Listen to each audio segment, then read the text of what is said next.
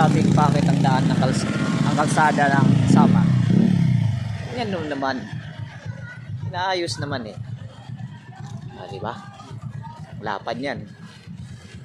Sobra sa standard ang kapal niyan.